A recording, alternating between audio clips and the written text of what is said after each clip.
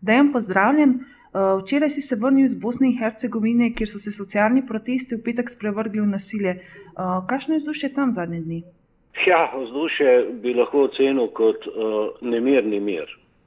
V bistvu gre za en preplet ogorčenja in razočaranja na eni strani in velikih, mogoče celo prevelikih pričakovanj. Država se je znašla resnično v eni globoki krizi, več kot 500 000 brezposelnih, večinoma mladih. Pokojnine prihajajo ali tudi ne, plače prihajajo zelo neredno.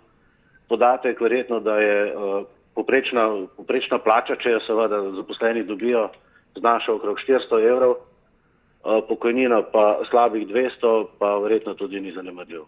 Zakaj misliš, da so izbruhnili protesti v mestih, kjer živijo pretežno Bošnjaki? Ja, pravzaprav ne vem, če je to kakšna velika posebnost. Namreč gre za eno največjo entiteto. Ne? In bošnjaški del je tudi najbolj poln teh gospodarskih neuspehov, korupcije. Čeprav vse zadnje ne manjka nikjer v Bosni in Hercegovini. Mislim, da so razočarani vsi, tako da niso v bistvu le samo Bošnjaki. Mogoče v tem trenutku edini, ki nekako si še niso pod narekovajem privoščili teh protestov, so v Republiki Srpski. Ne?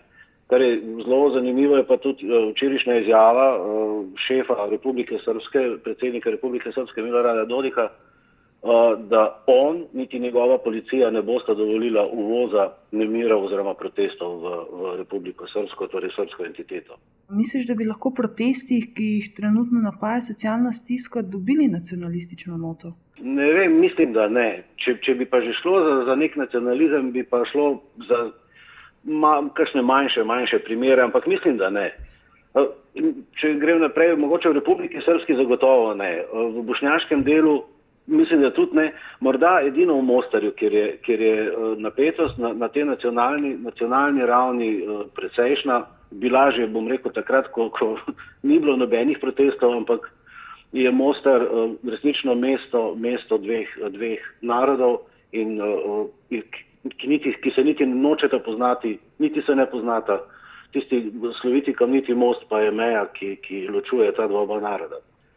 Ampak mislim, da v bistvu v celi stvari skupaj gre, da so zahteve posameznih teh entitet, recimo Republike Srpske po odcepitvi od Bosne in Hercegovine, dobesedno odcepitvi od Bosne in Hercegovine, z argumentom v taki državi pa mi pač ne moramo živeti, ne? Ker se to vsi prepirajo, kregajo in ne vem kaj. Na eni strani potem bošnjaški, ki si želi unitarizem, čisti unitarizem, seveda z njihovo prevlado, in tretja ta, rečemo temu, narod, ki je tam konstitutivni element, so Hrvati, ki imajo sicer 4 kantone. Oni bi sicer tudi radi imeli svojo entiteto, ampak vedo, da je to povsem nerealno.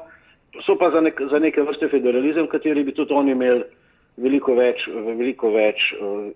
večjo vlogo, kot jo imajo zdaj. Ampak mislim, da so te zahteve močnejše in prevagajo v nekih nacionalnih okvirih, kot so pa te želje po nacionalni prevladi, recimo. Pa pričakuješ, da bodo protesti prinesli kakšne konkretne spremembe? Konkretne spremembe? Ja, odstopi so se že zvrstili, ne? To je dejstvo.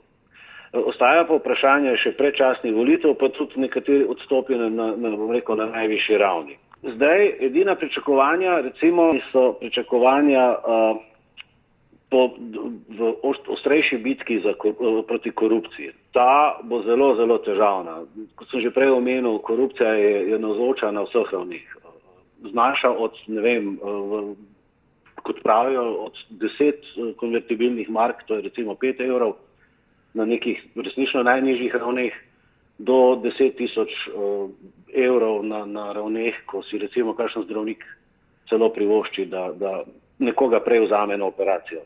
To je recimo so ta velika pričakovanja po korenitih spremembah, pa tudi to recimo, da bi oblast končno postala nek servis ljudem, ne pa sebi, ampak to tako kot tista bitka proti korupciji in tale servisna, recimo pogojno, sta zelo, zelo, zelo daleč. Ne. Seveda pa, če bo prineslo karkoli, lahko prinese le to, da se bo mogoče kakšnih 1000 ljudi dobilo več poslov. Hvala za pogovor. Hvala.